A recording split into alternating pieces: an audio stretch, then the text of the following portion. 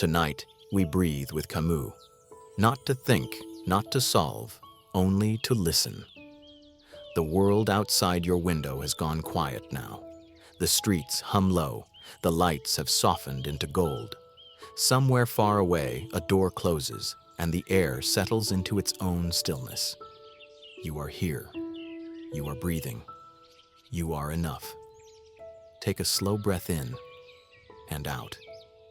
Feel how the night expands with every inhale, how it folds gently around you when you exhale. Let your shoulders fall, the way dusk falls over a tired city. Camus once wrote about the absurd, the strange tension between our need for meaning and the vast, silent universe that offers none. But we will not meet it with fear tonight. We will meet it like an old friend sitting beside us at the edge of the dark. The absurd isn't loud. It doesn't shout. It hums quietly beneath everything we do, in the morning coffee, in the evening ache, in the moments when we look up at the stars and whisper, why? What if, instead of answering, the night simply breathes back? Existence is not a problem to solve. It is a question to hold, softly, like water in your hands. You cannot keep it. You cannot understand it. But you can feel its coolness, its weight, its shimmer under the moonlight.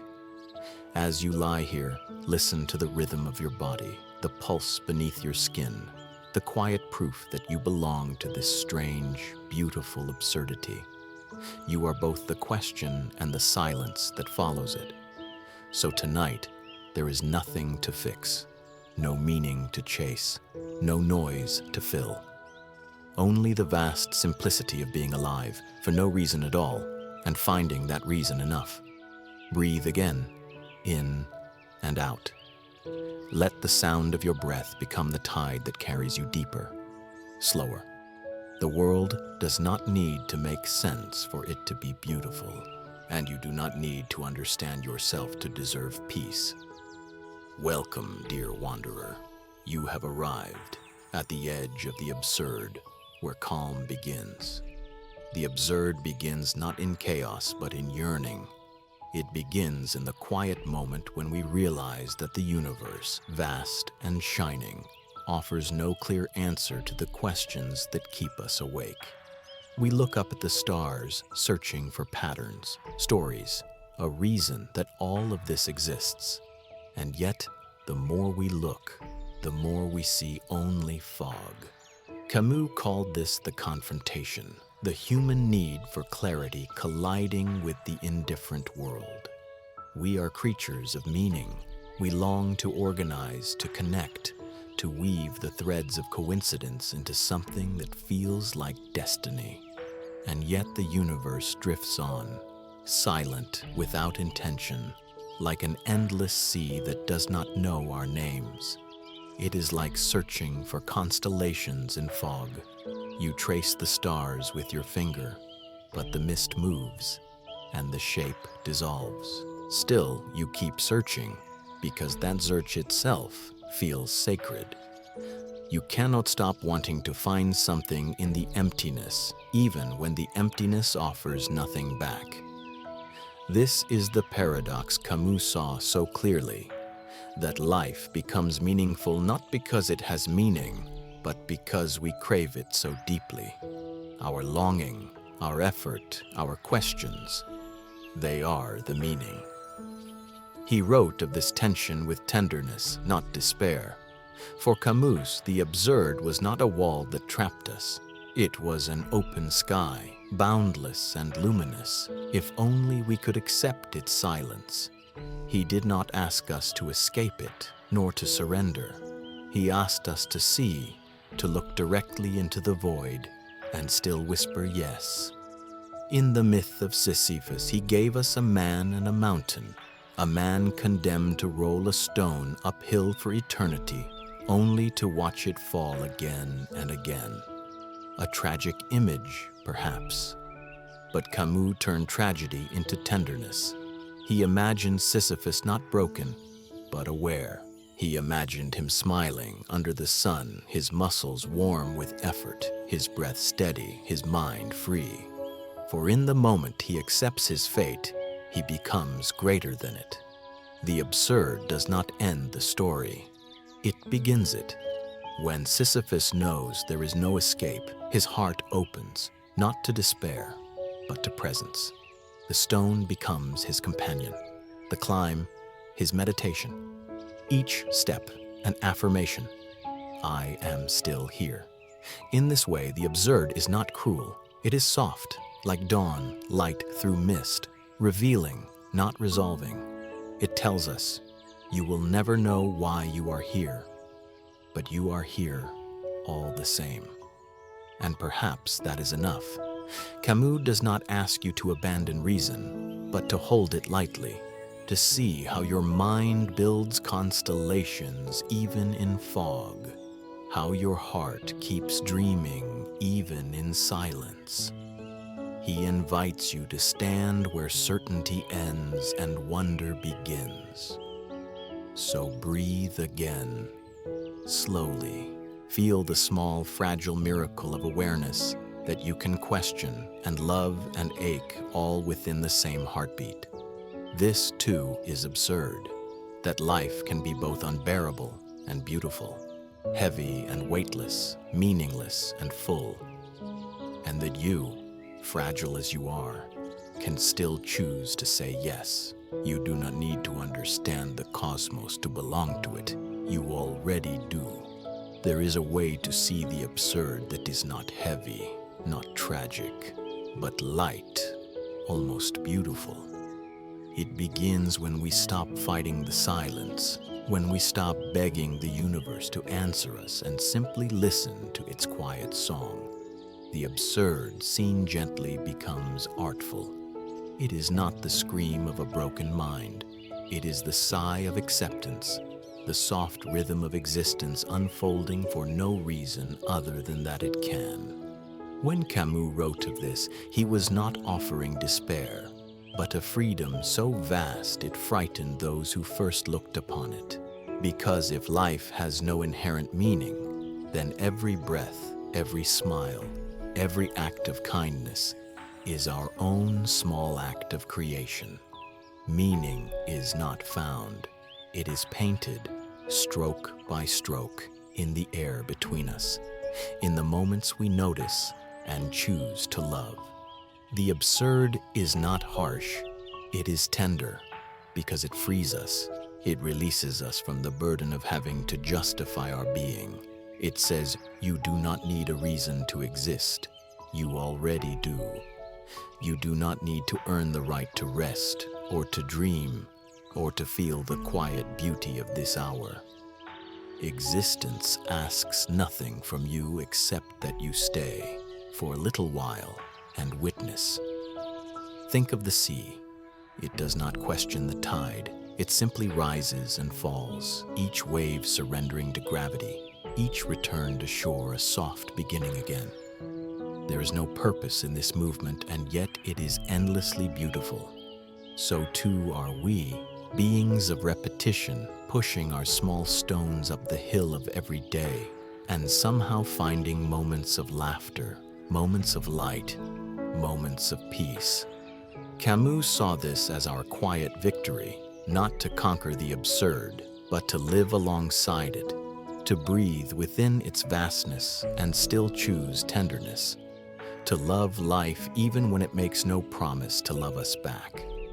That is not resignation, it is art, and maybe this is where the absurd becomes soft, when we allow it to cradle us instead of crush us, when we see that the silence of the cosmos is not an absence of meaning, but the open space in which we are free to create our own. Every laugh, every act of kindness, every breath you take, a small defiance, a gentle affirmation that being is enough. So, as you lie here now, feel the quiet world around you, the weight of the blanket, the rhythm of your breathing, the slow pulse in your wrist, the way the air enters your chest and leaves again, unhurried. This is not a lesson. It is not a truth to remember. It is simply a moment, fleeting, pure, whole. Let yourself float in unknowing. You do not need to name what you feel. You do not need to understand why you are here. There is grace in the mystery, a soft, shimmering peace in the space where words fail. Breathe once more, in and out. Let the air remind you that you belong to this endless, wordless dance of being. Let your thoughts drift like clouds over a still lake, each one passing, dissolving, leaving behind a quiet mirror of awareness. The absurd, after all, is not an enemy to be defeated, but a companion walking beside you in the night. It asks for nothing, only that you stay awake to the wonder of existing at all. Rest here, dear listener. You have reached the heart of the soft absurd, where meaning is not found but felt gently in the rhythm of your breath. There are nights when the mind refuses to rest. You turn on your side, then the other. The pillow grows warm. Thoughts begin to wander in loops, gentle at first, then insistent, like tides returning again and again to the same lonely shore. Why did today unfold the way it did? What does it all mean? The choices, the faces, the passing hours. You search for coherence the way a lost child looks for a light in fog. Your thoughts stretch out into the dark, hoping to find a thread that connects it all. The pain, the laughter, the stillness. But the thread keeps slipping through your fingers. This is the weight of the day. Not the noise of it, but the quiet after it ends. When the body lies still, yet the mind keeps spinning, building small stories out of shadows, as if it cannot bear to let go of meaning, even for a moment. Camus might whisper here gently that this restlessness is sacred. It is proof of our longing, proof that we are alive enough to ask why. The absurd lives in this very tension between our need to understand and the vast, tender silence that offers no reply. But perhaps, he would say, the silence is not cruel. Perhaps it is simply listening. You are not strange for feeling lost at night. You are not weak for asking questions the universe cannot answer. To seek meaning in a world that resists it, that is the most human act of all. It is both suffering and softness, both ache and beauty. Think of the stars above you now, so many lights scattered across the dark, each one ancient, burning, silent. They do not speak, yet we read their patterns as if they hold the secrets of our own small lives. We give them names, we draw them into stories. Orion, Cassiopeia, the swan. We make art out of their distance, order out of their quiet indifference. That is the tenderness of the absurd, that we keep loving the world even when it gives us nothing certain in return. So as your thoughts wander, let them soften, let them loop if they must, but more gently now, like leaves carried by a slow current. You do not need to control them. You do not need to arrive at an answer. The mind can rest even while it wonders. The heart can ache and still feel peace. In this still hour, let both be true. Let yourself be both, the question and the calm that holds it. Camus once wrote that clarity is a form of rebellion, not the violent rebellion that shakes the world, but the quiet kind, the one that begins in the heart when a person decides to see clearly, even if what they see is emptiness. He understood despair, not as darkness, but as a kind of blindness, a refusal to look at the world as it is. And so his compassion grew from his courage to look, to face the absurd without retreating into false comfort.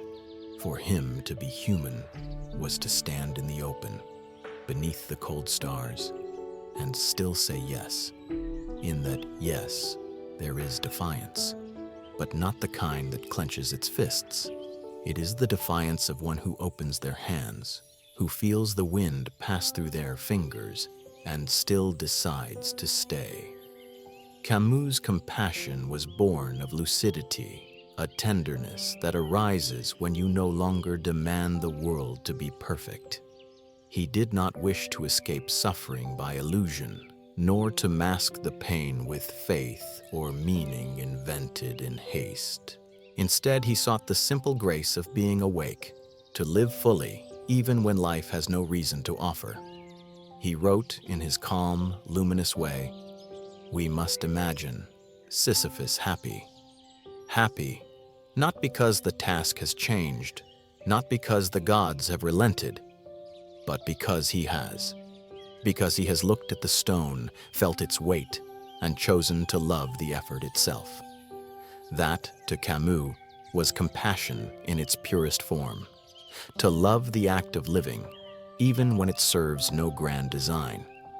To care for the world, even when it will one day forget your name. He saw human beings as creatures of sunlight and shadow, beautiful precisely because we continue, because we laugh, work, love, and dream in the face of our own impermanence. To live without illusions is not to live without hope. It is to live with eyes open, to find peace in truth itself. When we stop pretending that life must explain itself, we make room for something gentler to bloom. Not certainty, but compassion. Not a reason, but a rhythm. The rhythm of breath, the rhythm of waves, the rhythm of hearts that keep beating even when no one tells them why. Camus' compassion was for the living, for those who wake each morning with the ache of consciousness and still choose to greet the day. He did not pity Sisyphus, he admired him, because Sisyphus had found clarity, the understanding that freedom lies not in escape, but in awareness. Awareness of absurdity, awareness of the fragile beauty that hides in every fleeting hour, awareness of the quiet joy that comes when you stop needing the world to make sense and simply let it be what it is. So tonight, let us practice this gentle rebellion. Let us imagine Sisyphus not as a man of tragedy, but as a companion in our sleepless search for peace. See him there, under the pale sun, hands steady on the stone, eyes calm, mouth soft. He pushes, and the stone rolls down again. And still he breathes, and still he begins anew. This is what Camus meant by happiness, not the thrill of victory, but the serenity of presence. To be aware, to be alive, to be kind, all at once, in the same breath. So breathe with him now, in and out. This is your rebellion, to keep breathing, to stay awake, to feel everything and still choose tenderness. When the noise of thought softens, what remains is not emptiness, but space. Space to feel, to listen, to simply be. This is where reflection begins, not with answers, but with presence. The mind, tired from its endless turning, begins to rest inside awareness. It no longer demands that every shadow reveal its purpose. It simply watches the play of light and dark on the walls of the world. There is peace here, the kind that arrives quietly, like dew on grass before dawn. Breathe in. Let the air expand your ribs, slow and full. Breathe out. Let uncertainty rest beside you. You do not have to understand it. You only have to allow it. So much of our pain comes from the effort to hold what cannot be held, the wish to make sense of things too wide, too wild, too infinite. Camus knew this ache intimately. Yet instead of closing his eyes to it, he opened them wider. He saw that not knowing could be its own form of grace. When meaning slips through your fingers, you can finally feel the texture of being itself. the simple wonder that anything exists at all. Imagine sitting at the edge of a quiet lake. The water is perfectly still. You lean over and see your reflection ripple, dissolve, return. You realize that you too are part of the movement, the shimmer that appears and vanishes, and that is enough. You are not meant to stay fixed. You are meant to flow. Take another breath. Notice how it arrives without your effort, how it leaves when it must. This rhythm is your first teacher. It tells you everything about surrender, about trust. It tells you that life is not something you chase, but something that happens through you. If the mind returns to questions, why, when, how, smile softly. Let them drift across the surface of awareness. You do not need to answer them tonight. Answers belong to daylight. Night belongs to silence. Camus once wrote that the only way to face the absurd is with lucidity and love. Lucidity, to see clearly without illusion. Love, to hold gently what you see, even if it is flawed, incomplete, transient. When these two meet, peace blooms like a small light in the dark. Look around you, the quiet shapes of the room, the shadowed corners, the pulse of your own body. This is the kingdom of the ordinary, and it is holy. The absurd is not somewhere else. It lives here, in the warmth of the breath, in the softness of sheets, in the weight of being alive for one more night. Let this thought settle. Meaning isn't discovered. It is created, moment by moment, heartbeat by heartbeat. It is the way you touch the world, the way you notice the smallest things and call them beautiful. Every sigh, every smile, every gentle act of seeing is a brushstroke on the canvas of existence. There is no finished picture, no grand revelation. Only this living art that happens through you as you move, breathe, and rest. You are the painter and the painting, the witness and the scene, and the miracle is that it keeps changing. If you wish, you may close your eyes now. Let your body grow heavy, as though the earth were holding you tenderly. Feel how the air cools against your skin, how the darkness hums like a lullaby. You are safe here, safe in unknowing. Let go of the effort to define yourself. You are not a story to be explained, but a breath passing through time. In this stillness, you may sense something subtle, a quiet joy that does not depend on reasons. It rises like a tide, wordless, ancient. It is the joy of simply existing, the joy of being part of everything that ever was and ever will be. This is the compassion of awareness itself. It asks for nothing. It forgives everything. It only says, be here. Let uncertainty rest beside you. Let it breathe too. It is not your enemy. It is your companion. It reminds you that life is larger than your understanding, and that wonder is born from the spaces you cannot fill. As this reflection fades into silence, remember, the absurd need not frighten you. It can cradle you, teach you how to see the miracle in the ordinary, how to meet each moment with open hands. Tomorrow will come, carrying its own questions. But tonight, there is only this, the quiet pulse of existence, steady, fragile, infinite. Breathe once more. Feel the rhythm return, in and out. Each breath a new creation, each pause a small surrender. When you open your eyes again or when you drift into sleep, carry this softness with you. You do not have to find meaning. You only have to make it, gently, freely, again and again. And so ends the weight of the day. Rest in the freedom of not knowing. The night holds you, and you hold the night. He wakes with the taste of stone in his mouth, a mineral quiet, clean as dawn. Before he remembers the hill, he remembers the breath. A slow drawing in, a slow letting go. His chest rises like a tide that knows the shore by heart. He sits up, and the ground greets his palms with a cool, gritty kindness. Sand clings to his skin as if it has been waiting there all night for him to move again. The rock rests where it always rests, a patient body of earth and time. He does not hate it. He notices it. The matte gray of its surface, the thin veins of quartz like threads of frost, the small scars where his fingers have learned their home. Under the first line of sunlight, the stone looks almost warm, like a living thing taking its first breath. He stands. The morning stands with him.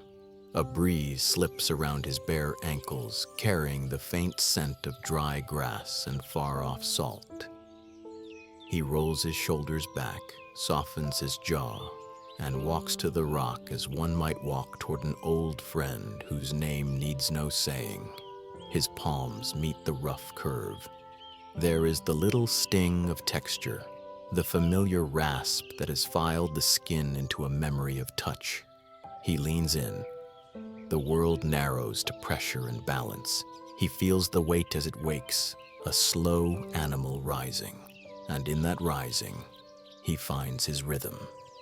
He exhales, and the boulder obeys with a hush of grit.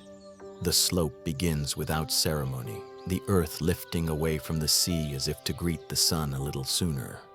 Sisyphus moves not by force, but by listening. He gives what the stone asks for, a measured angle in the hips, a long spine, the push that is more persuasion than command. He places each foot with a care that feels like gratitude. Pebbles answer him, clicking into small avalanches around his heels. His breath keeps time, in for 4, out for 6, the modest music of a life that has chosen steadiness over spectacle. The hill glows. Sunlight spills along the path like water laid thin, every blade of grass haloed with morning. Shadows are soft and long, gentle companions rather than warnings. He notices how the light warms the rock where his hands rest, a slow seep into stone that will never be finished, never complete. Nothing completes here. All of it continues. He pauses when he needs to. He does not bargain with the slope, does not curse the sky.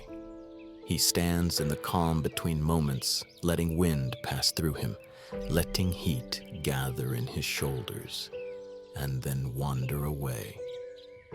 In these small rests, the world arrives.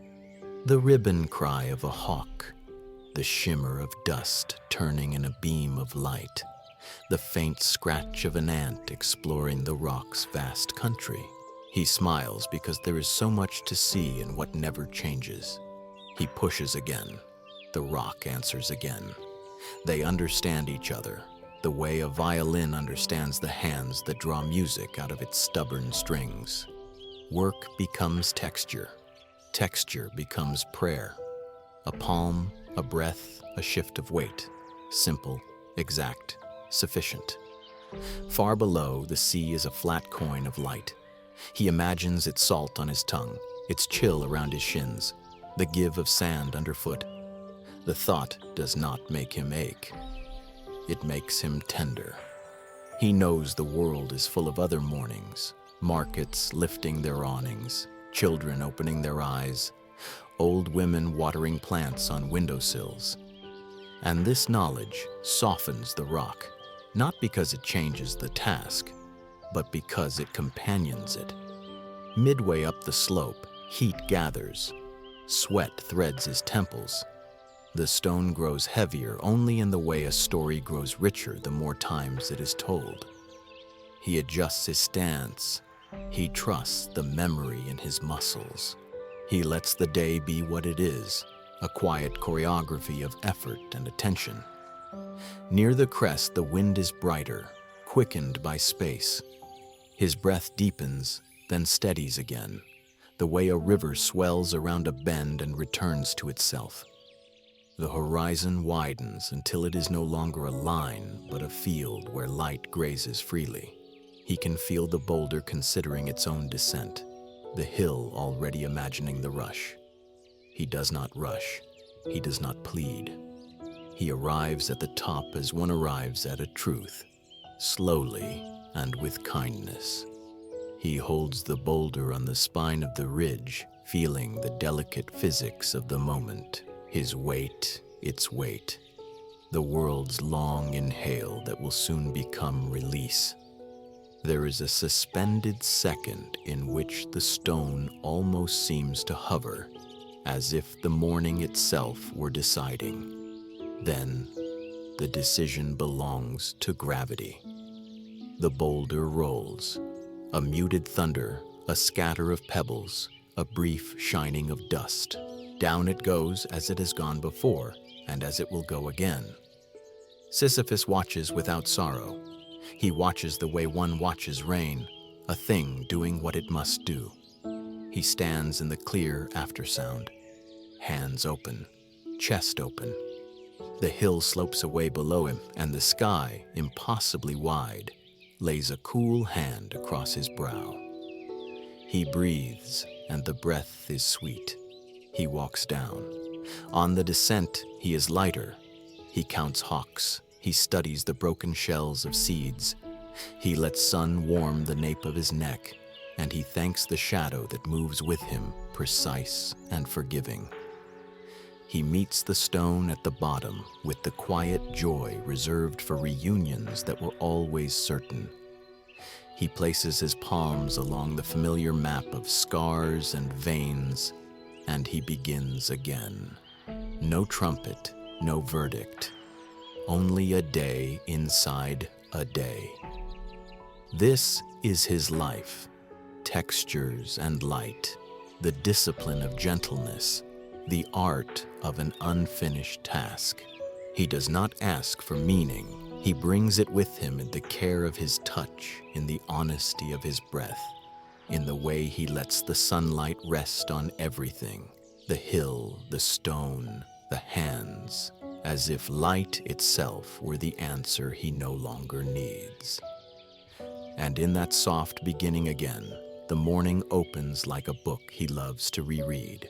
He leans into the first sentence. He turns the page with his shoulder. The story flows on, tender and deliberate, written in dust and muscle and sky. He smiles, not because it is easy, but because it is true. The world breathes. He breathes back. He smiles, not because the world is kind, but because he chooses to see. It would be easy to call his work futile, a boulder that forever returns to its beginning, a climb that erases itself. Yet futility is only a name we give to what we do not yet understand as sacred. To him, this rhythm is life itself. Rise, push, breathe, descend. Each repetition a small vow to continue. He does not curse the stone for its weight. He listens to it. In its heaviness, he hears the music of resistance, the deep hum of effort meeting inevitability. The hill asks him nothing but honesty. The rock asks him only to return. And so he does again and again, not as punishment, but as practice. In this simple constancy, there is rebellion, a rebellion without anger, without spectacle.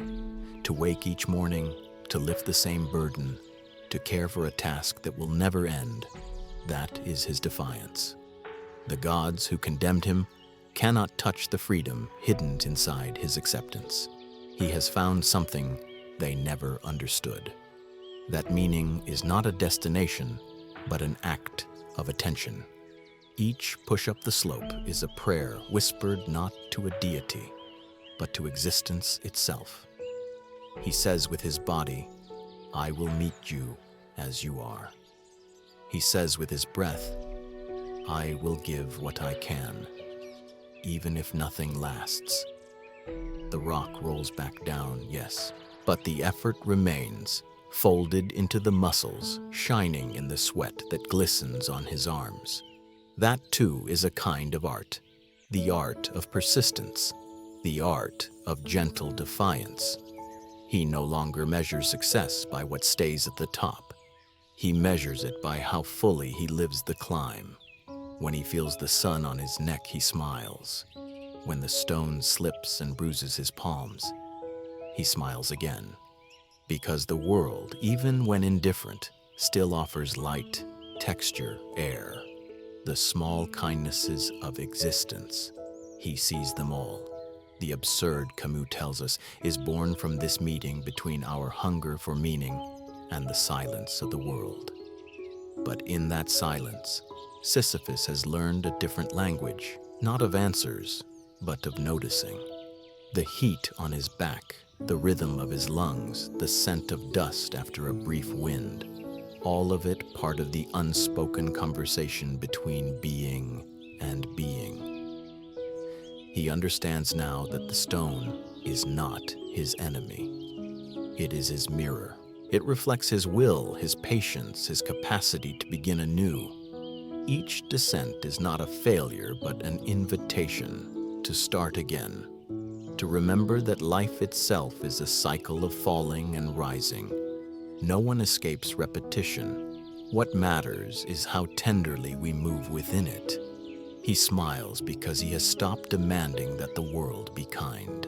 He smiles because he has found something stronger, the ability to choose his gaze. In that choice, he becomes larger than his fate. He no longer waits for mercy from above. He finds grace in the dust under his feet. This is the soft rebellion, to live without illusions and still to love, to see the futility of effort and still to give effort freely, to recognize the absurd and still to say yes. He pushes and the hill pushes back. Together they create the hum of being alive, a music no God can silence. In that harmony of resistance and surrender, he discovers a quiet kind of joy. It is not the joy of victory, nor of meaning found, but of presence itself, the moment between strain and breath, where life glows like an ember that refuses to die. He smiles again, not because the stone will stay, not because the world will remember, but because he does, because he sees, and because seeing, in the end, is enough. He closes his eyes for a moment. The hill leans into silence. The stone waits, patient and shining. And in that waiting, he feels it, the sacredness of effort soft as sunlight on his skin. Every life in its quiet rhythm holds its own stone. It may not be carved from granite, may not shimmer in sunlight, but it waits all the same. A weight, a task, a repetition that shapes your days. You wake to it each morning, the emails unread, the dishes waiting, the promises you made to yourself and have yet to keep. The push begins before you even stand. And yet, in that ordinary rising, there is something miraculous.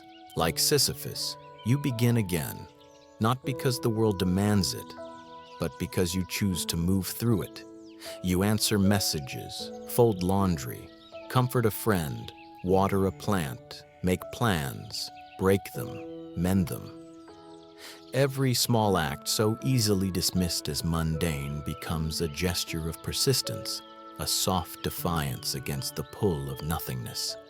The myth is not about punishment. It is about presence. It is about the strange grace of returning to what must be done, even when you know it will never be finished. The inbox will refill. The floor will gather dust. The heart will ache again. Still, you show up. Still, you push. Still, you breathe. Camus' Sisyphus is not far away on a mythical mountain. He is in every human moment that demands patience. He is there in the parent who rises at dawn to soothe a crying child, in the nurse who ties her mask again, even after endless shifts.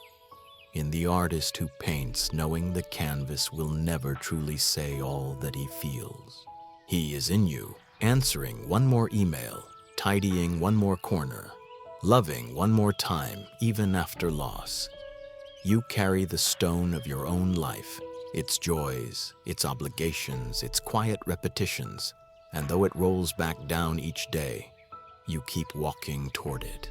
This too is rebellion, not the dramatic kind, but the slow, tender kind that keeps the world alive. When you pause, perhaps between meetings or while waiting for water to boil, you may feel it, the absurdity of it all, how everything seems to repeat, how meaning keeps slipping through your fingers like sand. And yet, you smile. You smile because somehow it is still beautiful, because in the rhythm of doing there is peace. The push itself is peace. Not the result, not the victory, but the movement. The breath in and out, the hand that reaches again, the quiet promise to continue. In that motion, life affirms itself. You are part of a vast pulse that hums through every living thing, the pulse that says yes again and again, even when nothing stays. Perhaps the sacred is not in what we finish, but in what we begin despite knowing it won't last. The coffee you pour each morning, the way you straighten the bed before sleep, the way you listen when someone tells their story, even though it will fade into memory. All of it, devotion disguised as routine. Each repetition, a soft vow. I am still here. When exhaustion comes, as it always does, remember this: you do not carry your stone alone. Every person you pass on the street is pushing theirs quietly, invisibly. The teacher preparing another lesson, the barista steaming milk for another cup, the friend who replies, "I'm fine," while pushing through her own private hill. We are a chorus of steady breathers, an orchestra of quiet efforts, bound together by the gentle rebellion of continuing. Take a moment now to breathe with them. Inhale, feel the world rise with you. Exhale, feel it soften, settle. Let your breath sink with the unseen rhythm of countless others who are also trying, also carrying, also beginning again. The world may be indifferent, but we are not.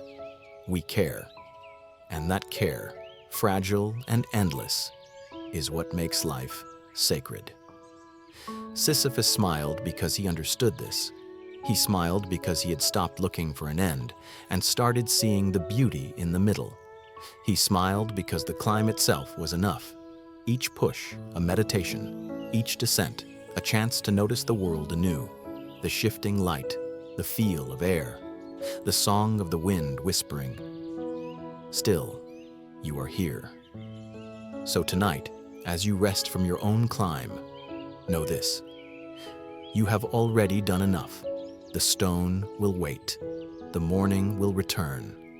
The hill will greet you again, and you will meet it with the same quiet grace. For now, breathe. Let the weight slip away for a while. Let the heart rest in the space between effort and ease. Nothing needs to be solved. Nothing needs to be held forever. The push itself is peace, and peace, my dear listener, is already yours. Camus once said that to love the world without understanding it, to love without reason, is the softest form of revolt. Because to love in an indifferent universe is to whisper yes into the silence. It is to answer the cold with warmth, to meet the vast, impersonal sky with the small, trembling courage of an open heart. For Camus, tenderness was not weakness. It was clarity, the moment when you see the world as it is and choose to care for it anyway. He was not a man of dogma or abstraction. His philosophy was human, sunlit, grounded in the pulse of daily life. He wrote of friendship, of laughter, of the sea, not as escapes from absurdity, but as its companions. Love, to him, was not a solution to the absurd. It was a way of living honestly within it. In his letters, he often spoke of gentleness, of gratitude for small moments. He wrote to his friends not with grandeur, but with affection. "My dear friend, I hope the sun has found you today." There is something beautifully defiant in that. A philosopher who believed the world held no grand meaning, yet still cared whether someone had felt sunlight on their skin. In every note, in every carefully chosen word, there was an awareness of fragility and an insistence that kindness still mattered. Camus' compassion was not sentimental, it was lucid. He saw that pain, injustice, and loneliness are part of the same tapestry as beauty and joy. To deny one was to deny the other.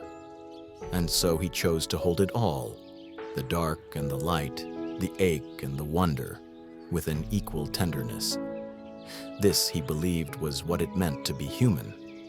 To love in his world was not to expect reward. It was to stand beside another person and say, "Even if nothing lasts, I will stay for now." It was to recognize that we are all walking through the same absurd landscape and still to reach out a hand. Even a fleeting touch, a shared glance, a quiet word of comfort. These are acts of rebellion. They are ways of saying, "The world may not care, but I do." In this way, love became his form of clarity. Not the clarity of intellect, but the clarity of presence, to look into another's eyes and see yourself reflected, fragile and real. To laugh together under a sun that burns for no reason, to share bread, to share silence, to share the small miracles of being alive together. In those moments, Camus found the meaning he refused to name, not a cosmic truth, but a human one. Love, to him, was both wound and balm. It hurt because it was finite, and beautiful because it was finite. It could not save us from death or chaos, but it could make life more luminous in their shadow. He wrote that to live without love is to be condemned to solitude, but to love fully is to accept the risk of loss. And still, he chose it again and again as the most honest way to live. Think of that tenderness now as you breathe. How love is not always a grand declaration, but often a quiet noticing. The way you make tea for someone without being asked. The way you listen even when you're tired. The way you forgive.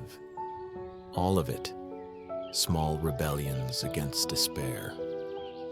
To love without reason, he said, is to affirm the beauty of life in spite of everything. And perhaps that is all we can ever do, to hold each other softly against the chill of the world, to say yes without needing to know why. In a universe that offers no guarantees, tenderness is the most radical choice. It is how we make meaning, not with explanations, but with care. Camus understood this deeply, that even when the world is silent, love speaks. And in that voice, quiet, human, unreasoned, the absurd becomes gentle again. There are moments when life feels unbearably tender, a single breath, a sound, a glance, and suddenly the world seems fragile and infinite all at once. These moments ask for nothing but your attention. They do not demand that you understand them. They only ask that you notice. The wind is the first thing. It touches everything without needing to belong to anything. It slips across your skin, invisible, patient, a language that has no words but knows you by heart. It moves through your hair, between your fingers, around the curve of your ear. In its movement, you feel the pulse of everything alive, the trees, the dust, the oceans far away that breathe in rhythm with you now. To feel the wind is to remember you are porous, that the world enters you and leaves you with every breath. You are not apart from it. You are part of its quiet conversation. The air that fills your lungs has touched 1,000 shores, has lingered over deserts and mountains, has passed through laughter, through tears, through song. It carries the memory of being, and tonight, it chooses you. Your hands rest open on your lap. Look at them. See the lines, the small veins, the faint scars, the map of living traced across your palms. These hands have built, have broken, have reached out, have held on. They have known warmth and cold, the softness of another's skin, the grain of wood, the rhythm of typing, the trembling of prayer. All these small acts, all these gentle rebellions of care, they have carried your stone through every day, and still, they are steady. What grace there is in their endurance, what quiet courage in their touch. Your eyes, close them now, just for a moment, and feel the world arrive in darkness. Light lingers behind your eyelids, a tender afterimage of all you've seen. The faces you love, the sea, the color of morning. Everything you've ever looked at has looked back in its own way, the way sunlight enters a leaf, the way a gaze softens when met with kindness. Each act of seeing is an act of joining. You are not just observing life, you are inside it. And then, laughter. The sudden, involuntary breaking of silence. How it ripples through the body, how it dissolves walls, how it makes strangers kin. Laughter is the proof that even in absurdity, joy finds a way. It sneaks in through the cracks. It forgets to ask permission. It fills the air like light spilling across a floor. No philosophy can explain it, and none should try. It is the universe's brief applause for its own absurd miracle, that we can exist and still find reason to smile. When you laugh, you are saying to the void, I know you are empty, and still, I choose delight. That, too, is rebellion. That, too, is love. In these sensory moments, the wind, the hands, the eyes, the laughter, the absurd melts in kindness. It loses its sharpness, its weight. It becomes something tender and human, something that cannot hurt you because you have chosen to hold it softly. To be alive is to stand in the current of all things fleeting and to let them move through you without clutching. You cannot keep the wind. You cannot trap laughter. You cannot hold a moment in your palm for longer than its breath, and yet you can be grateful for its passing. You can meet it fully and let it go fully. That is the art of being alive. Camus understood that love and tenderness are not answers to the absurd, they are dissolutions of it. When you love, when you notice, when you laugh, the question of why no longer matters. The mind quiets, and the heart begins to hum in the language of now. This is where philosophy ends and living begins. So breathe, slowly. Feel the air move through you like a tide, the pulse in your wrist matching the rhythm of the unseen sea. You are here, not to solve, but to sense. Not to conquer the world, but to let it unfold against your skin. Life, in its tenderness, asks nothing grand. It only asks that you keep showing up, that you keep touching, seeing, laughing, that you keep saying yes, quietly, fully, again and again. There is peace in this, isn't there? Not the peace of answers, but the peace of feeling enough. You are alive, and that is already extraordinary. The absurd has melted away, leaving only kindness. And in kindness, everything begins to make sense, even if only for a moment. Before sleep, there is a small ceremony you can offer to the world. It asks for nothing complicated, no words, no rituals, no divine names. Only attention, only softness. Gratitude in its purest form is simply a way of saying yes to what is here. So let us begin. Close your eyes. Let your breath slow. Let your body rest into the earth beneath it, this generous ground that has held you since the moment you arrived. Breathe in and imagine gathering the day into your chest. Breathe out and release it, the noise, the striving, the small worries that cling to your mind like dust to light. Let them go. The world will turn without them. Now, quietly, bring your attention to the smallest things. The weight of the blanket, the air cool against your skin, the faint scent of night, a trace of earth, of rain, of something endlessly ancient. Let yourself feel grateful, not as a thought, but as a warmth that spreads through you. Grateful simply to be here, grateful to have arrived at this moment, intact and breathing.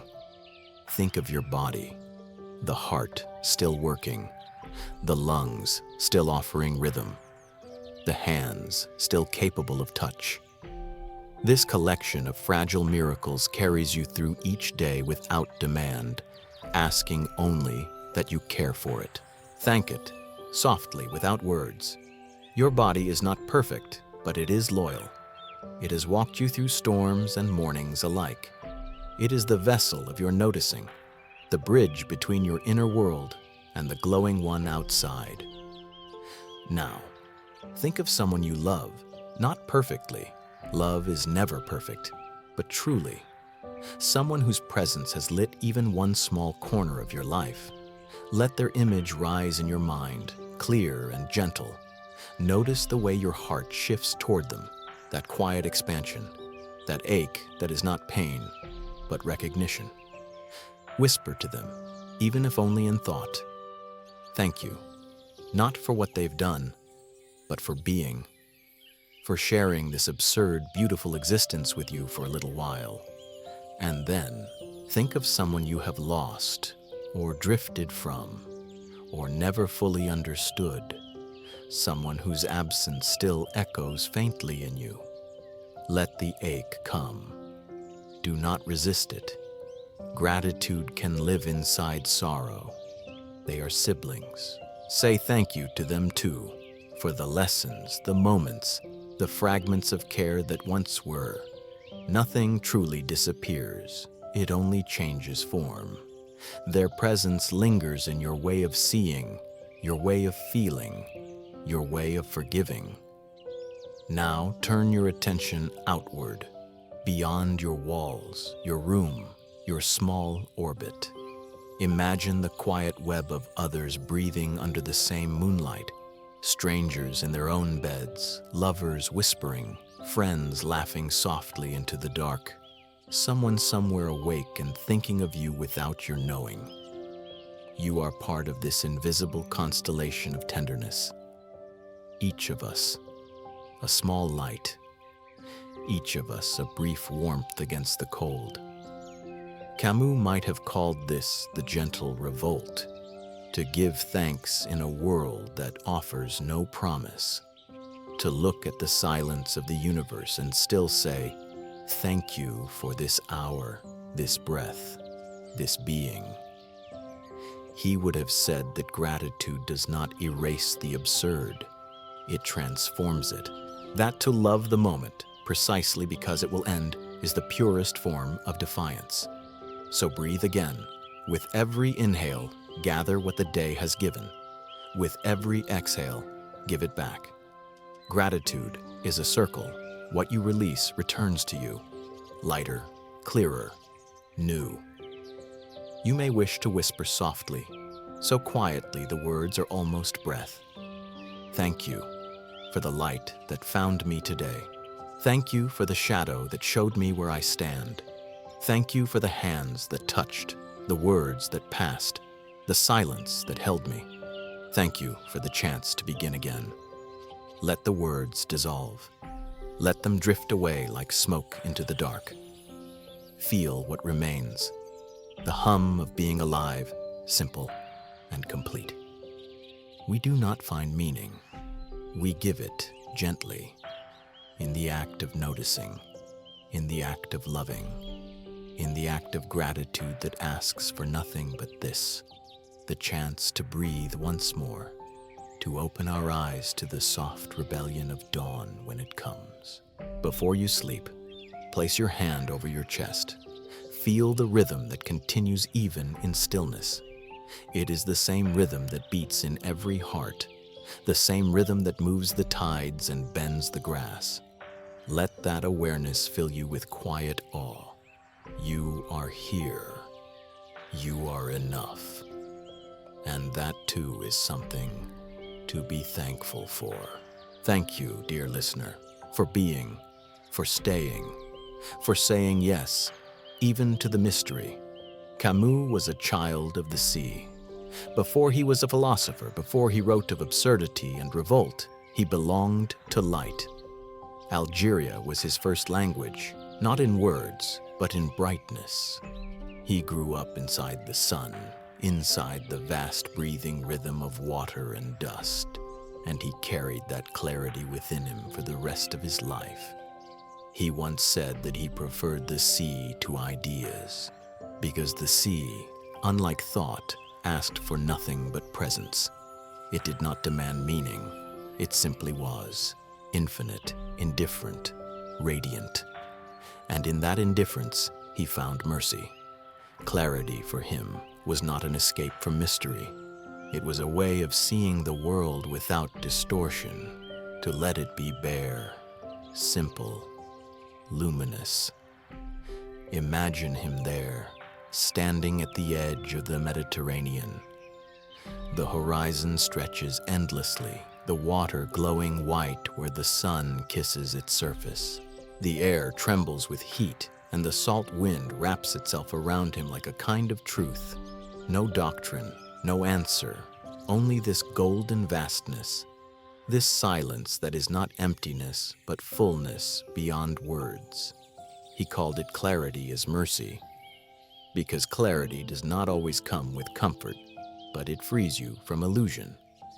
The sea does not lie. It does not promise safety or permanence or purpose.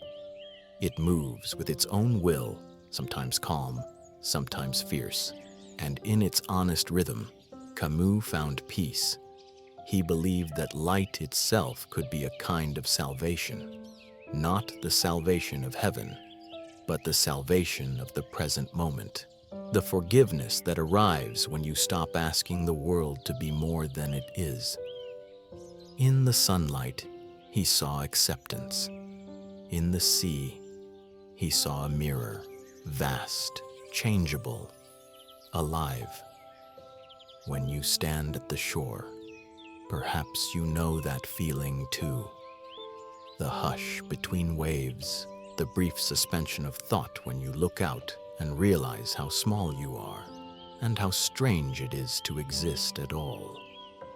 The sea does not diminish you. It simply reminds you that you are part of something wider, a single note in the music of the world. Camus carried that music into everything he wrote.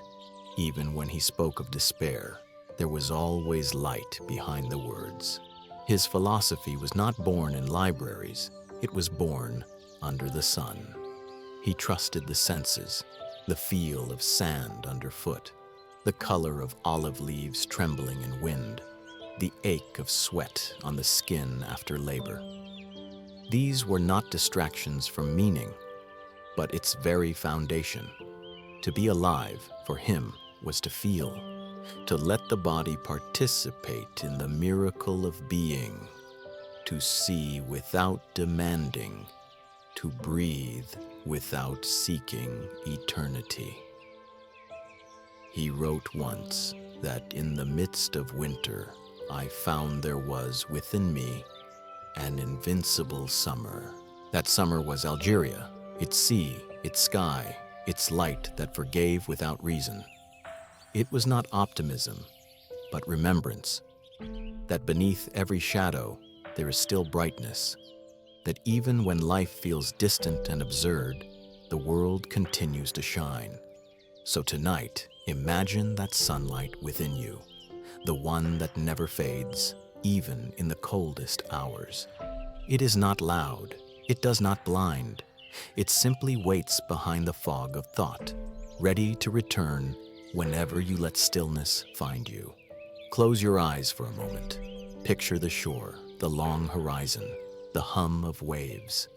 Feel the salt on your lips, the weightless pull of the tide. Let the sea inside you breathe, that wide, forgiving sea that asks nothing but your presence. Clarity is mercy. To see the world as it is and still find it beautiful, that is the light Camus carried, the light you carry too. There is within each of us a quiet stranger. It is the part of the soul that watches without judgment, the part that does not rush to name or explain. It is the witness, calm, neutral, endlessly patient. Camus understood this stranger well. He gave it a face, a name, a silence. Through Meursault in The Stranger, he showed us not a villain, but a mirror, the one who feels deeply, yet cannot pretend. To be the stranger is not to be cold, it is to see clearly, stripped of expectation, to let things be as they are, to let yourself be as you are. Camus' stranger walks through life without the usual veils of meaning, and because of that, he stands naked in the sun, vulnerable, bewildering, pure. He does not perform grief because others expect it. He does not disguise his solitude with borrowed words. He simply breathes, watches, feels the heat on his skin, and allows the world to pass through him like light through water. At first, this kind of detachment frightens us. We are taught that to belong is to care loudly, to react, to explain ourselves. But there is a quiet kind of belonging too, the belonging of one who has made peace with the silence. To live as the stranger is to stop demanding that life justify itself. It is to stand beneath the sun and say, I do not understand, and that is all right. Camus never meant for the stranger to be an ideal, but a reflection of what remains when illusions fall away. When you are too tired to pretend, when grief outpaces words, when joy comes unannounced and leaves without warning, there, in that raw space, you meet the stranger within you. It does not ask for comfort or control. It only asks for honesty. There is freedom in this neutrality. It is not indifference, but acceptance, a deep surrender to the flow of things. Like the sea, it does not cling to form. It knows the beauty of impermanence, the serenity of being without needing to be more. When you touch that still place inside yourself, you become both observer and participant. You can see your thoughts drift by, worries, plans, old regrets, and you can let them go, one by one, as if setting small boats adrift on calm water. Camus' stranger does not fight the tide. He does not mistake meaning for salvation. He finds peace in the bare fact of being, in the shimmer of sunlight on a wall, in the scent of salt and sweat and heat. He feels the world without naming it, and in that namelessness, he touches its truth.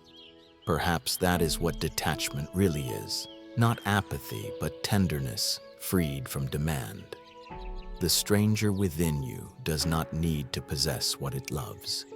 It does not need to fix what it sees. It only needs to witness, quietly, compassionately, the endless unfolding of moments that come and go. When you live from that space, you stop measuring yourself by what you have achieved or lost. You begin to notice the subtler textures of existence, the hum of wind against the window, the pause before a word, the way a shadow moves across your floor in late afternoon. These are small, quiet miracles that belong to no one. They ask only to be noticed. Camus taught that we are strangers in an indifferent world, but that this strangeness need not divide us. It can unite us, because to recognize the absurd is to recognize our shared solitude. We are all travelers in the same silence, each trying in our own way to make peace with the light. So tonight, when you feel distant, when the noise of the world fades and you sense that quiet watcher within, do not turn away. That is not loneliness. It is clarity. It is the part of you that knows how to rest in the simple fact of being. Breathe into it. Let it stay for a while. Let it remind you that neutrality can be mercy, and that in calm observation, there is love. The sea accepts everything without judgment. It takes in the river and the rain, the debris and the light. It does not sort or decide. It simply receives.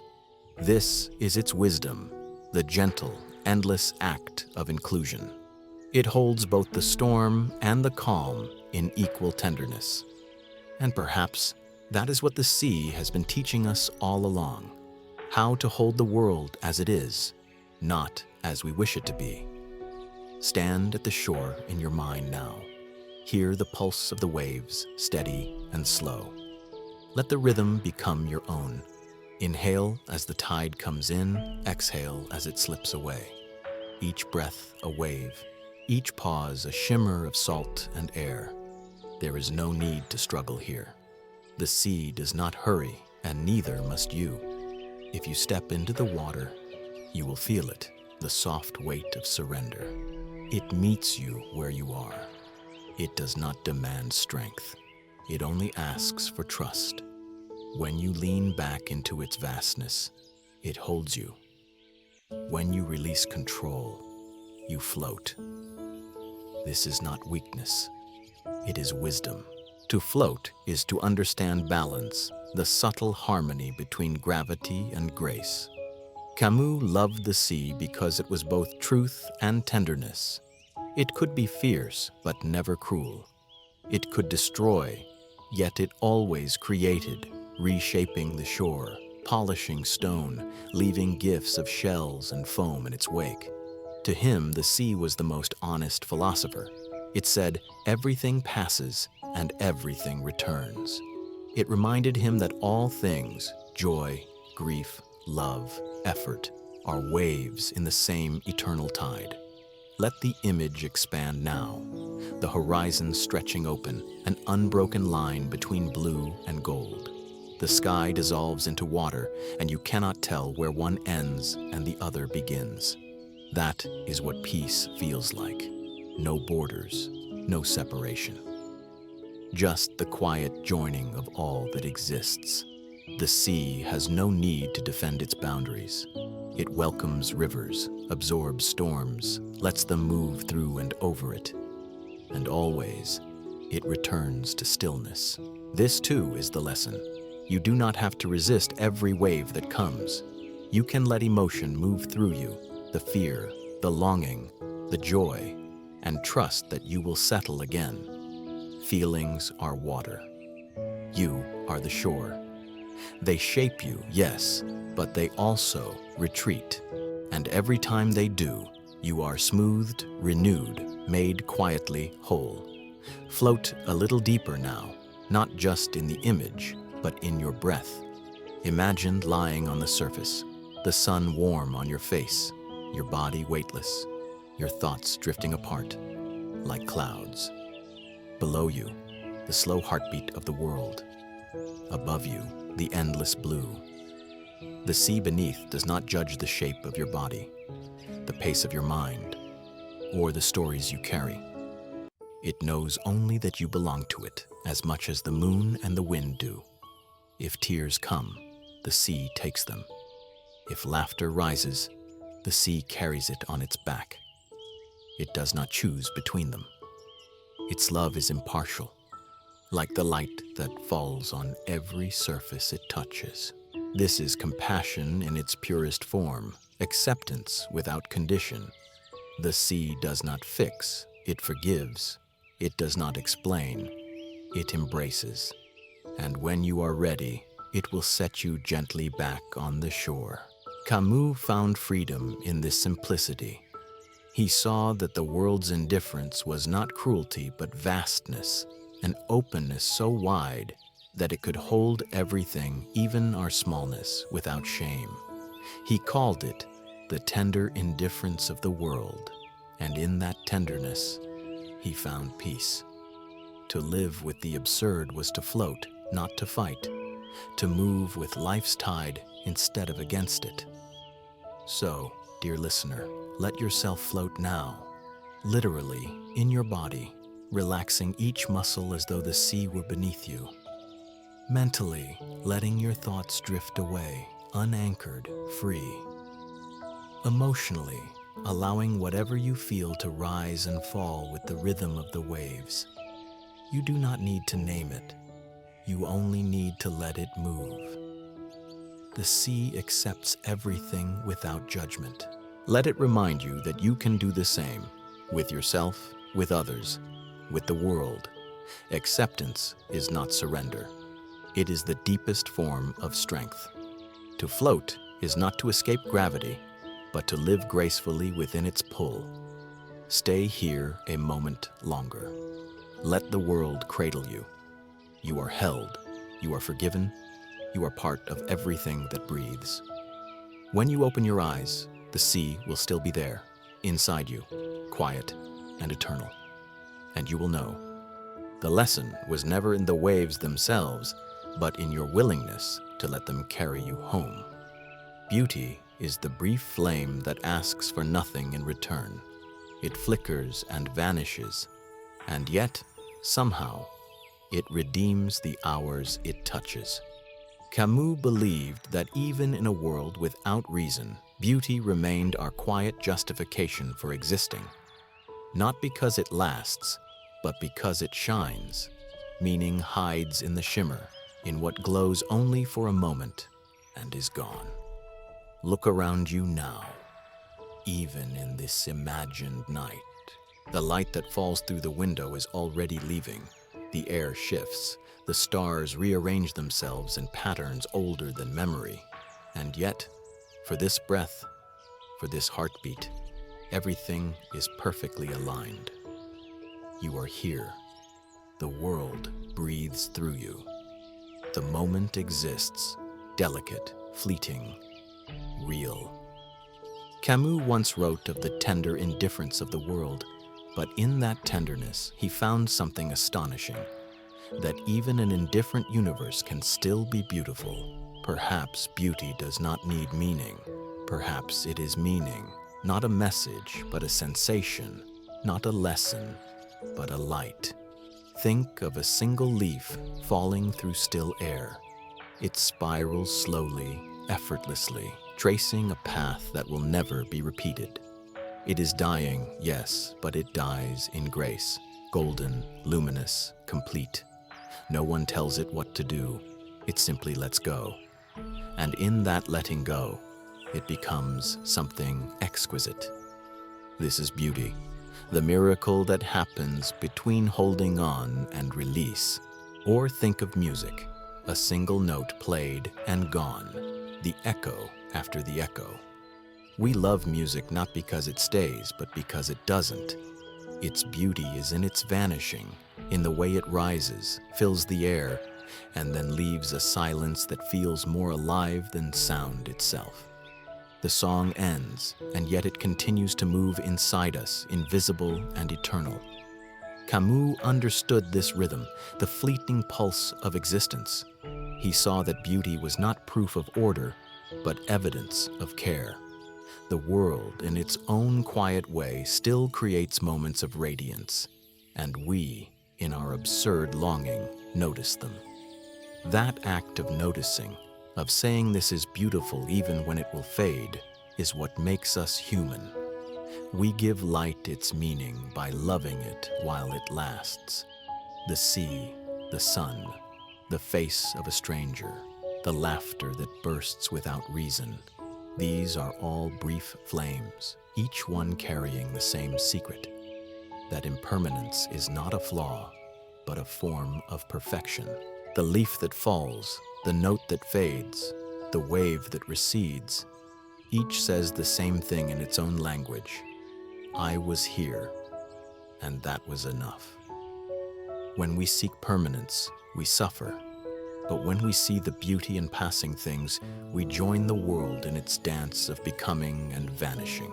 We learn to love like the light loves, without ownership, without demand. The setting sun does not mourn the dark, it simply burns while it can. And in that burning, it teaches us how to live. Take a breath now, slow and clear. Feel the shimmer of air as it moves through you. It will not stay, and that is its gift. Each breath is a leaf, a note, a flame. Each moment a brief, miraculous appearance. You do not need to hold it. You only need to notice. Meaning hides in the shimmer. Not in grand truths or eternal answers, but in this, the soft gleam of impermanence, the fragile joy of knowing everything will pass, and loving it all the more, because it will. To create is to say yes to the absurd. Camus believed this with the certainty of someone who had lived close to both light and despair. He saw art, not as escape, not as consolation, but as gentle defiance. When the world refuses to give meaning, creation becomes our quiet way of giving it shape. Art, for Camus, was not about beauty alone. It was about fidelity, the act of remaining true to life even when it seems senseless. The artist's rebellion is not in rejecting the world, but in embracing it fully, in saying, I will turn even chaos into form.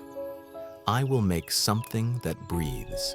In the face of absurdity, art is the tender refusal to give up on wonder.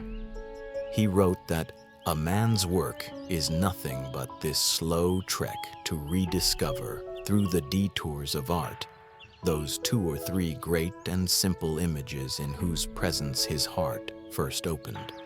Those images, the sea, the sunlight, the face of another, were not symbols of transcendence, but of return.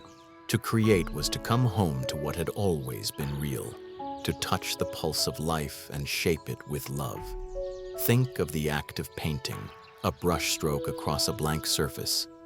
There is no certainty in it, no promise that it will last. And yet, the hand moves, color spreads, the void becomes luminous. That moment, the movement of hand and heart together, is an affirmation. I exist, and I am looking. Creation is presence made visible, or think of music, the fragile thread of sound woven through silence. It cannot prove meaning, but it can remind us of harmony. In a universe that offers no answers, the musician still breathes rhythm into emptiness, a declaration that even if life is absurd, we can still make something beautiful out of its echo. Camus called this the aesthetics of living. He believed that to live fully is itself a creative act, to notice, to shape, to give tenderness where there might be indifference. Every gesture, every word, every kindness becomes a form of art when done with awareness. Life, then, is a canvas that disappears as we paint it, and that is precisely what makes it precious. To write, to paint, to sing. All these are acts of rebellion against nothingness. They do not deny death. They dance with it. They say, I know everything fades, and still I will make. The absurd does not silence the artist. It invites them to whisper back. And in that whisper lies the most human truth. that meaning is not found but created again and again through care. Camus' art was not one of despair, but of clarity. He stripped away illusion to reveal what was left: light, flesh, laughter, the sea, the simple astonishment of being alive. His rebellion was gentle because it was honest, because it asked for nothing beyond this moment's radiance. He did not seek to conquer absurdity, he sought to live beautifully within it. To create, he said, is to live twice, once in the act and again in the remembering. Every creation is an echo of the moment we dared to affirm the world, even knowing it would pass. It is the mark of our tenderness, the way we hold what cannot stay. Perhaps that is what all art teaches us: to love the temporary, to honor the fleeting, to give the silence a voice. Even now, as you listen, you are part of that creation, a breath shared, a thought illuminated, a soft rebellion against forgetting. In the end, Camus' aesthetics of life is not only for artists, it is for anyone who wakes each morning, looks at the day's uncertainty, and chooses to continue, to make coffee, to send a message, to watch the light shift across a wall. Each act, however small, says yes, and that yes, fragile, human, luminous, is art enough. There is a moment after the creation when everything grows quiet. The brush rests, the song fades, the words stop seeking their next syllable. What remains is stillness, the gentle hum beneath all things. It is not absence, it is not void, it is presence itself. Camus once said that we must live without appeal, without waiting for rescue, without asking the world for answers. But to live without appeal is not to live without peace. It is to discover in the silence that follows our questions that the world still holds us, that being here, simply, wordlessly, is enough. Close your eyes now and let silence rise like a tide. Not a heavy silence, not a silence of loneliness, but one that breathes, that moves, that knows your name. You do not need to fill it. You only need to feel it, the pulse behind the quiet, the warmth beneath the air. In stillness, life reveals its true rhythm. Each breath arrives and leaves. Each thought drifts through, light as dust. Even your heartbeat, that steady drum, is a small reminder that motion and rest can exist together, that you can be both still and alive. Let yourself settle gently, like a leaf on water. No resistance, no effort, just floating awareness, light and weightless. You are not trying to stop your mind. You are simply letting it soften, letting it find its own way home to quiet. The mind will wander. That is what minds do. But each time it drifts, you can bring it back to this, the simple presence of being, the sound of breath, the warmth of the room, the tiny flame within you. The flame is small, but it lights the night. It does not conquer darkness. It coexists with it. It flickers, yes, fragile, uncertain, and yet it persists, casting just enough glow to see by. This is the soul's courage, not to burn endlessly, but to keep shining quietly in the vast dark. Stillness is not the end of movement. It is its gentlest form. It is the pause between waves, the silence between notes, the breath between thoughts. It is the space that allows meaning to breathe. Without stillness, even beauty has nowhere to rest. In stillness, beauty finds its home. Camus found peace in this kind of quiet, not in escape, not in transcendence, but in the humble acceptance that everything, even silence, belongs to the world. He saw that stillness was not the opposite of rebellion. It was its continuation in a softer voice. The flame of consciousness does not need to roar. It only needs to remain.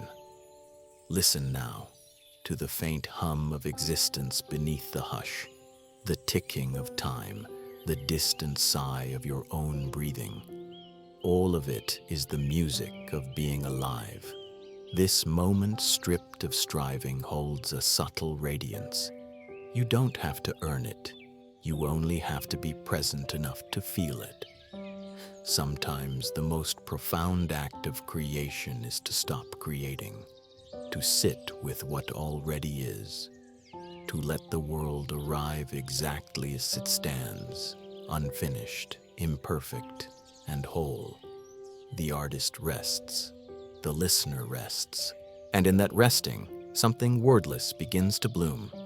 Silence is a form of kindness, to yourself, to the world, to everything that struggles to become. In silence, judgment dissolves. Time stretches. The mind loosens its grip on explanation. And what remains is light, soft, unhurried, enough to illuminate the contours of being. The flame is small, but it lights the night. You too are that flame. Each thought, each breath, each act of noticing adds to its glow. It is not your job to make it eternal. It is enough to let it shine for as long as it can. So rest now in this stillness. Let the body soften. Let the mind uncoil. Let gratitude move through you like the tide. The sea within you is calm again. The world no longer demands understanding. It only asks for attention. In this quiet, you prepare to close the circle, to return to the world not as one who seeks, but as one who sees. The absurd will still be there, the hills, the stones, the mornings to come, but so will the flame. It will guide you back to yourself, small and steadfast, a single answer whispered into the night. Yes, life makes no sense, yet it is beautiful. You know this now, not as an idea, but as a rhythm.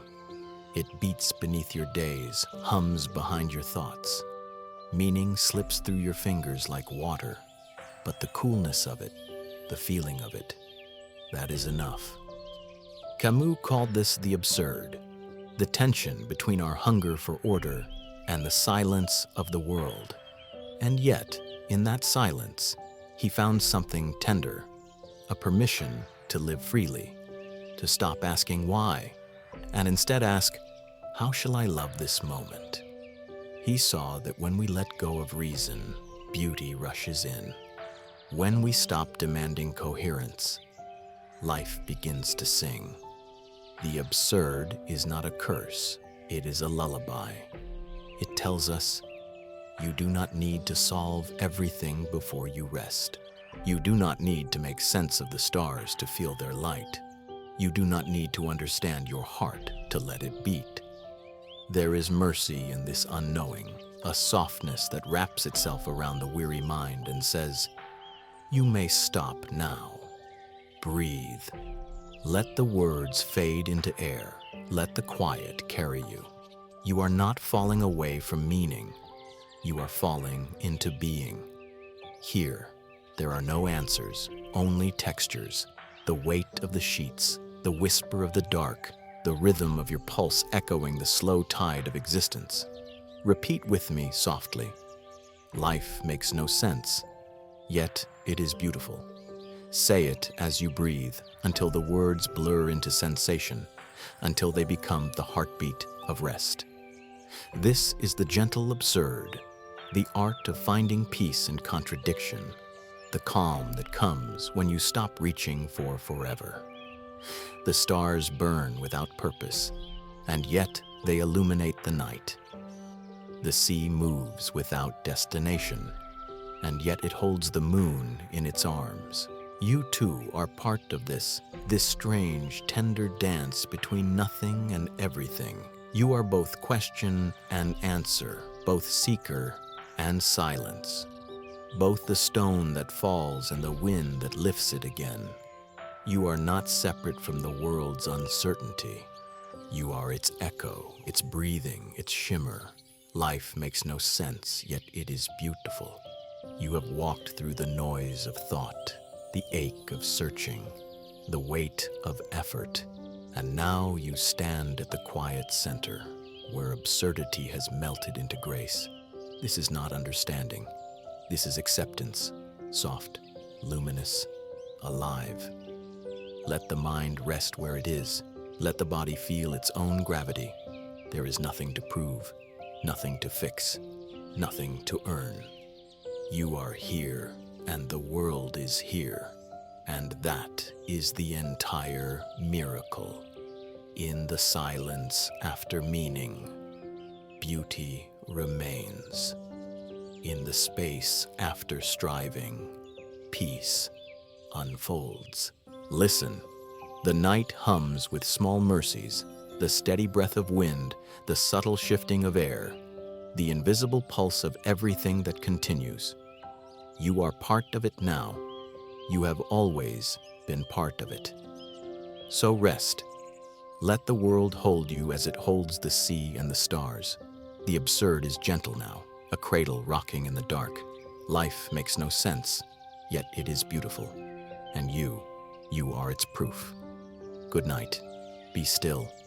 Be free. Be here. Rest now.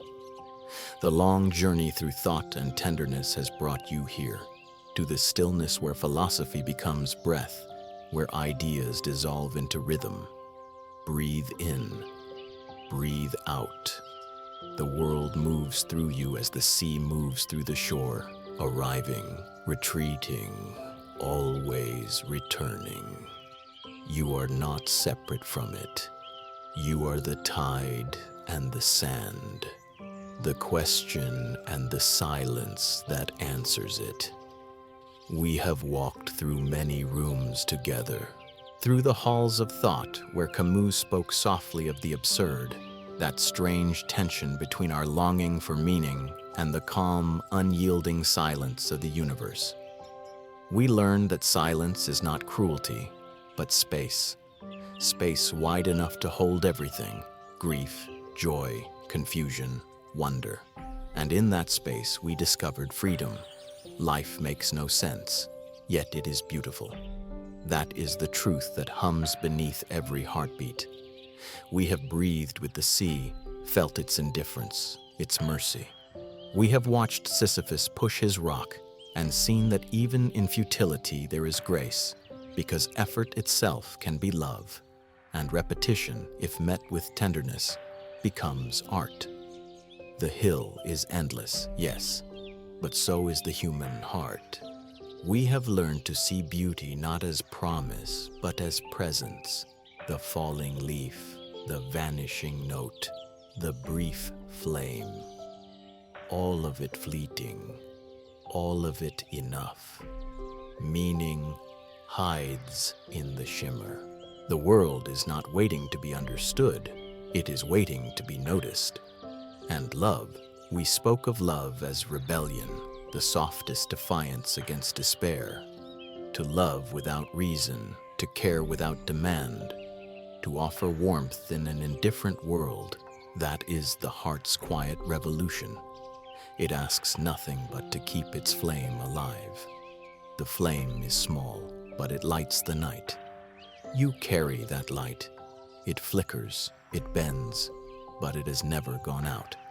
It is there in your breath, in your steady return to the present, in your willingness to feel even what cannot be explained. Now, as night folds around you, remember how the sea taught you to float, to release control and trust the water. Remember how the wind showed you softness, how it could pass through everything and still remain whole. Remember how the stone taught you patience, how even endless labor can become calm when met with clarity. Remember how love asked you to stay open even when the world offered no reward. Remember how beauty taught you to see, not forever but now. Each of these lessons is a lullaby. Each breath, a verse. Each silence, a gentle refrain. Together they form a song, not of victory, but of acceptance.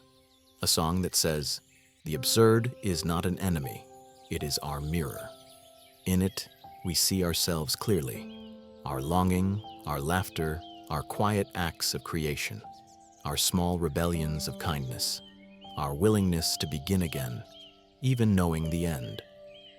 We see how fragile we are, and how luminous that fragility can be. The absurd does not mock us, it reflects us, our courage, our tenderness, our capacity to keep loving in a world that does not promise to love us back.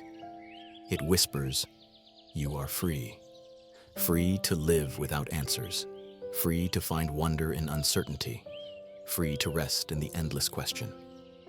So let the mind drift now, like a boat unmoored, rocked gently by the tide of existence. Let every thought loosen its grip, every word fade into quiet. You are not thinking anymore. You are listening to the hum of being that has been there all along. Breathe in, out. Let the air move through you like a prayer without language. This is life, the simplest motion, the most sacred rhythm. Look inward, one last time. The heart glows softly in the dark, its light neither bright nor weak, just true. That is all you need. That is all there ever was. You have met the absurd, and it is softened. You have met the silence, and it is spoken. You have met the night, and it has welcomed you home. Now rest. Let the waves carry you deeper, beyond meaning, beyond memory, into the boundless calm that asks nothing of you. There is no striving here. No need to climb or prove or seek. Only breath. Only peace. Only the gentle pulse of existence saying, quietly, "You are."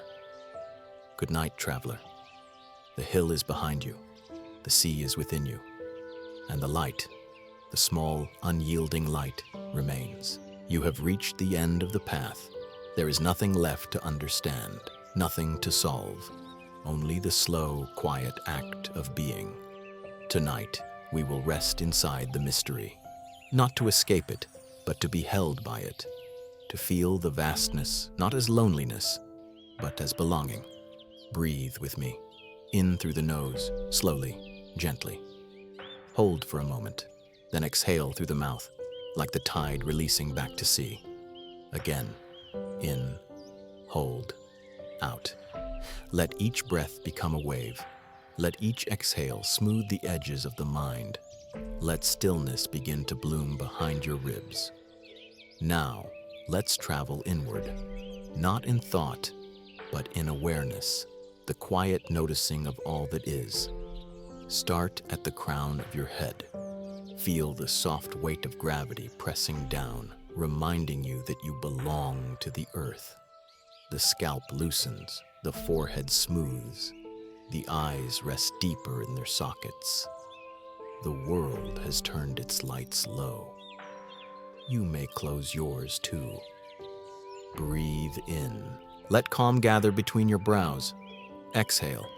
Let the noise dissolve. Move your awareness down now to your jaw, your lips, your tongue. So often they hold unspoken words. Let them unclench. Let the mouth rest open, as if to taste the silence. You do not need to speak anymore. The universe understands you without sound. Breathe in and out. Let the neck and shoulders soften. They have carried so much: responsibility, effort, invisible strain. Now, imagine them melting like snow under sunlight. The weight leaves the body slowly, drifting down into the ground.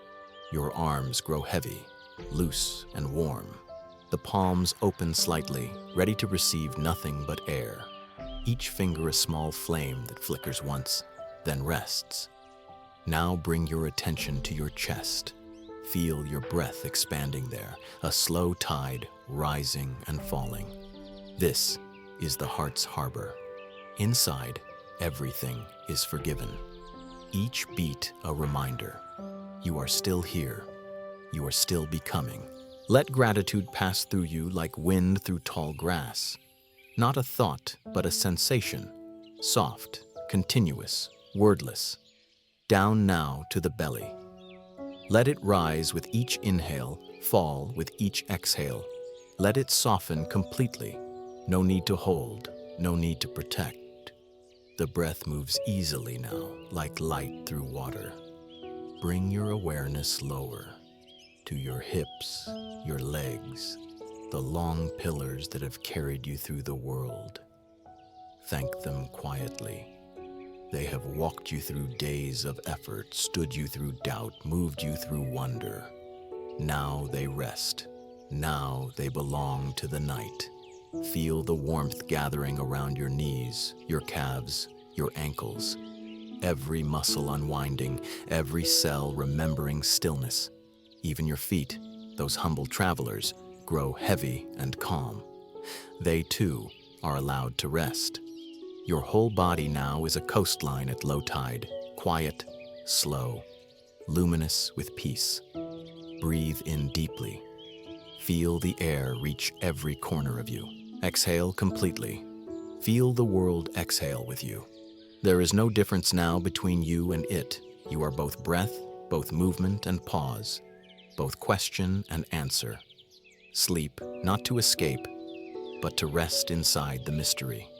To drift not away from life, but deeper into its rhythm.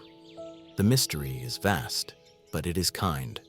It has room for your confusion, your joy, your unspoken dreams. As you begin to drift, remember, you are not falling, you are floating.